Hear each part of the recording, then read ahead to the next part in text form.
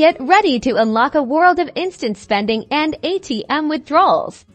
It's time to activate your Cash App Cash Card. First, open your Cash App. You'll want to be greeted by the familiar Cash App interface. Navigate to the Cash Card tab. This is usually found at the bottom center of your screen, often represented by a card icon. Tap on it.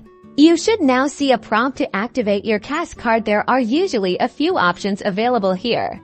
One common method is using the QR code. If your card arrived with a QR code sticker on it, simply tap the Scan QR code option in the app and align the QR code with your phone's camera. The app will do the rest. Alternatively, the app will likely prompt you to enter your card details manually. Look for a field to enter the card's CVV, which is the 3-digit security code found on the back of your physical cash card. Make sure you're entering those 3 digits accurately. After entering the CVV or scanning the QR code, the app will usually present you with a confirmation screen, indicating your card is active and ready to go. That's it. Your Cash App Cash Card is now activated and linked to your account, ready for seamless transactions, ATM withdrawals, and all your everyday spending needs. Enjoy the convenience.